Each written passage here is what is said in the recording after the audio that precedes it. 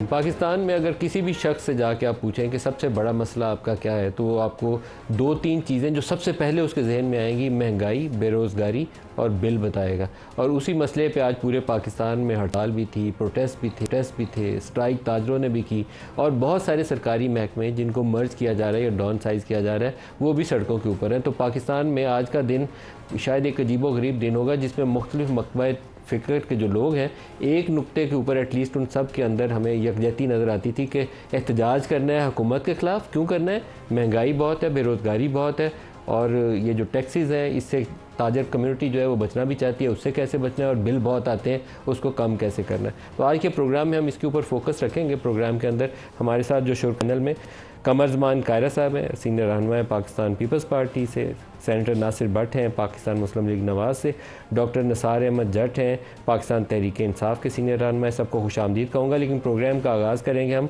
अमीर जमात इस्लामी हाफिज़ नईमुर रहमान साहब हमारे साथ हैं। हाफिज़ साहब अस्सलाम वालेकुम। वालेकुम सलाम रहमतुल्लाह।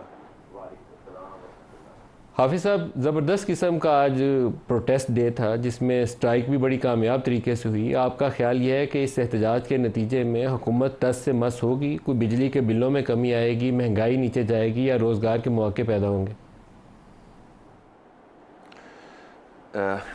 नदीम मलिक साहब, देखें, इसके अलावा हुकूमत के पास चॉइस क्या है? मतलब क्या इसी तरह से पाकिस्तान के 25 करोड़ लोग जो है वो बेयारो मददगार घूमते रहेंगे, इसी तरह बिजली के बम गिरते रहेंगे, इसी तरह से आईपीपीज़ के पेट भरते रहेंगे? ये जो 30 साल का ये सफ़र है ये जारी रहेगा, और हज़ारों अरब रुपए हमारे सालाना उस पैसे को हम अदा करेगा, पूरी कौम अदा करेगी कि जो बिजली बनेगी नहीं और हम खर्ची नहीं करेंगे। या तो ये तय कर लें कि भाई इसी तरह से चलना, जो ये नहीं चल सकता।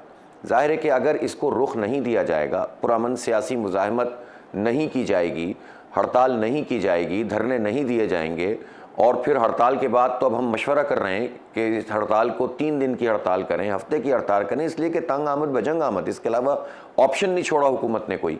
अगर ये सब नहीं होगा तो फिर अनारकी होगी, फिर फसाद होगा, फिर इंतशार होगा, फिर किसी के हाथ में कुछ भी नहीं आएगा।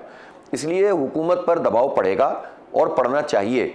नहीं पड़ेगा तो उसके अगले स्टेप्स हैं जो हम कल ही मशवरा करके इसको इंशाअल्लाह करीब अनाउंस करेंगे। इसलिए अब इसके अलावा चॉइस कोई नहीं बची है।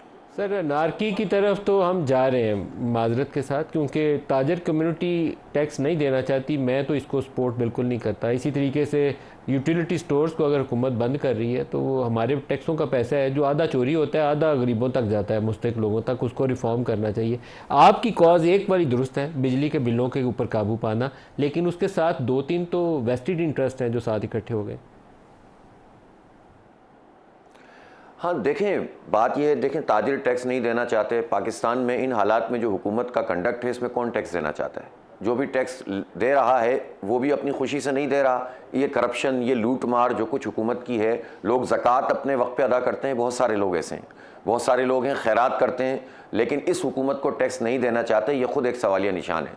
अगर आप टैक्स नेट सही करेंगे, आप हुकूमत का कंडक्ट सही करेंगे, आप FBR की करप्शन रोकेंगे। खुद FBR की रिपोर्ट में ये बात मौजूद है मलिक साहब कि 1300 अरब रुपए की करप्शन उन्होंने सिर्फ वो वाली की है जो नेट में लोग मौजूद हैं और उनसे इनकम टैक्स वसूल नहीं किया, रिश्वत लेकर उनको छोड़ दिया है।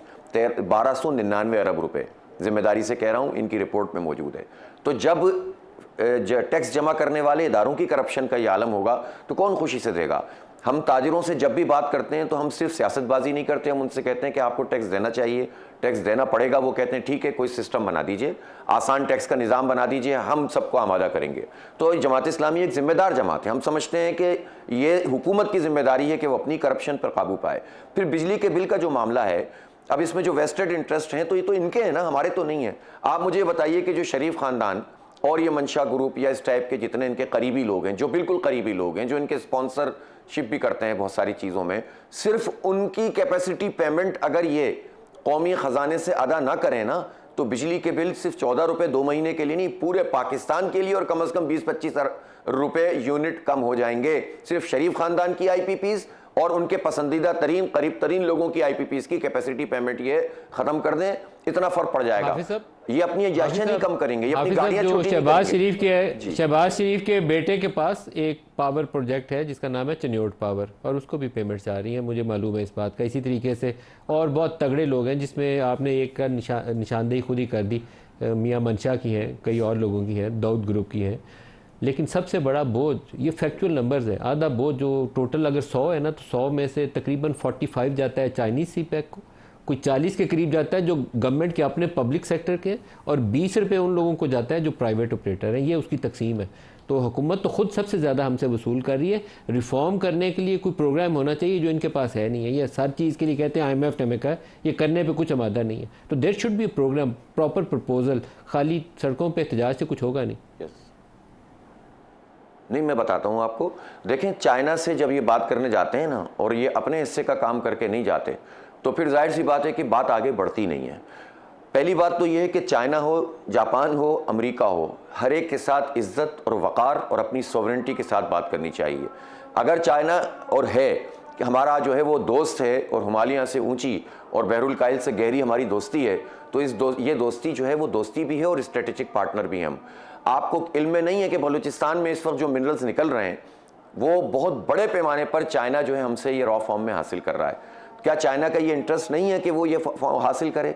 जबकि हमें तो वैल्यू एडिशन करनी चाहिए थी, हमें इंडस्ट्री वो लगानी चाहिए थी जिससे रोज़गार भी मिलता, बहुत से मसाइल और भी हल होते, कि जिसके नतीजे में जो रॉ फॉर्म में आप सेंडेक और रेकोडेक से चीज़ें लेकर डायरेक्ट एक्सपोर्ट कर देते हैं, वो अगर वहीं पर वैल्यू एडिशन होती तो पाकिस्तान को बहुत ज़्यादा फ़ायदा होता।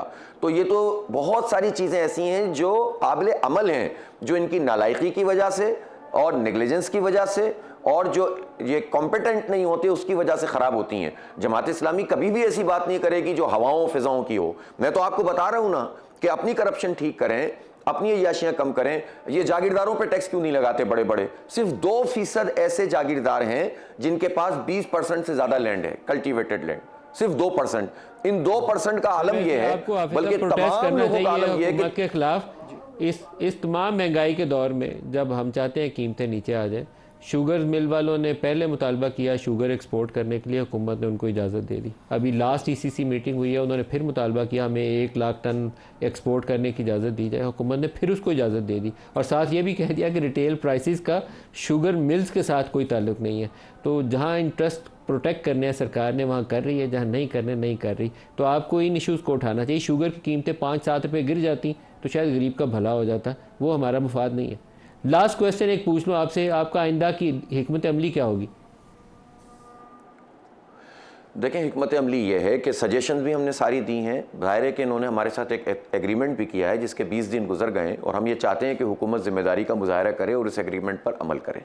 और हम ये चाहते हैं कि ये इन्हें बिजली की लागत के मुताबिक कीमत का तयन करना चाहिए बिल में, बजाय इसके कि ये सारे के सारे टैक्सेस और ये पूरी कैपेसिटी पेमेंट हमारे सर पे मार दें। कहाँ से कम हो सकता है वो हम इनको बता रहे हैं। ये अगर सूद के रेशो को, हम तो सूद की पूरी एलिमिनेशन चाहते हैं, लेकिन ग्रेजुअली इसको कम कर दें। अगर ये 14% पे भी इस वक्त ले आएँ तो 2-2.5 हज़ार अरब रुपए बच जाएंगे। ये कहेंगे फिर बैंकों का क्या होगा? इनका रिजर्व रेशो बढ़ा दीजिए, 5% से 25% पे चले जाइए। बहुत कुछ हो सकता है, इसी दौरान में हो सकता है जिसमें ये सारी मैस क्रिएट हुआ है। और जाहिर सी बात है कि सारे काम ये ठीक कर भी नहीं सकते, इसके लिए तो इनको खुद भी हटना पड़ेगा। इसके बगैर मसला हल भी नहीं होगा जब तक कि हुक्मरान तबका पूरा का पूरा हम पर मुसल्लत है, 77 साल से हमें दलदल में फेंका हुआ है। तो वो तो एक बड़ा काम है, लेकिन फिलहाल करने का काम ये है कि जो हमारी सजेशंस हैं वो बिल्कुल वो हैं कि जो काबिल अमल है, इसके मुताबिक काम होना चाहिए, चीज़ों को बेहतर बनना चाहिए, बिजली की कीमत कम होनी चाहिए, पेट्रोल के लेवी खत्म होनी चाहिए, जागीरदारों पर टैक्स लगना चाहिए, शुगर माफिया। और तो शहबाज शरीफ को हटा के किसको लगाया जाए? नहीं, मैं हुक्मरान तबके की बात कर रहा हूँ। 77 ईयर्स में शहबाज शरीफ, नवाज शरीफ भी रहे हैं, और इसमें जो है वो पूरी पीपल्स पार्टी भी 40-45 साल से हमारे कायरा साहब मौजूद हैं, इनकी हुकूमत भी रही है। और तबके का मतलब जब होता है तो उसमें फ़ौज के जर्नल भी होते हैं, टॉप के ब्यूरोक्रेट भी होते हैं, जागीरदार और वडेरे भी होते हैं, और उनके जूनियर पार्टनर भी होते हैं। तो ये सारा का सारा एक छोटा सा तबका हम पर 77 साल से मुसल्लत है। सर, इस वक्त जरदारी साहब सदर हैं, शहबाज साहब प्राइम मिनिस्टर हैं, आर्मी चीफ तो आर्मी चीफ है। आप आप अवामी कोई बगावत चाहते हैं, बांग्लादेश की तरह का सिचुएशन चाहते हैं, क्या चाहते हैं? नहीं नहीं, हम तो पुरअमन सियासी मुजाहिमत का सबसे बड़े अलंबरदार हैं और आपने हमारा पूरा कंडक्ट देखा है। आज एक पत्थर भी नहीं फेंका गया अल्हम्दुलिल्लाह पूरे पाकिस्तान में, और पूरा पाकिस्तान बंद था। ताजिरों की हिमायत थी, जमात इस्लामी ऑन बोर्ड थी हर जगह पर अल्हम्दुलिल्लाह, पूरे इत्तेफाक राय से किया। बहुत तकसीम पैदा करने की कोशिश की, हमने नाकाम बना दिया, और ये पूरी कौम की हड़ताल है, हमारी नहीं है। तो हम तो पुरअमन मुजाहिमत चाहते हैं, लेकिन ये हालात का तजिया तो करना पड़ेगा ना। बात यह है कि शहबाज शरीफ साहब के खिलाफ तो, या इस जो फॉर्म 47 वाली हुकूमत है, अभी हमने ये फैसला नहीं किया कि इनकी हुकूमत गिराने की तहरीक शुरू की जाए। अभी तो हम चाहते हैं रिलीफ मिले, लेकिन अगर ये रिलीफ नहीं देंगे, रास्ते बंद करेंगे, तो फिर बिलाखिर हमारी ये तहरीक हुकूमत गिराओ तहरीक में भी तब्दील हो सकती है। ये कोई मजाक बात नहीं है। अब बहुत हो गया है, अब लोग मर जाएंगे, खत्म हो जाएंगे, खुदकुशियां करेंगे, एक दूसरे को कत्ल करेंगे, या फिर इनको बर्दाश्त करेंगे? आप बताइए ना मुझे।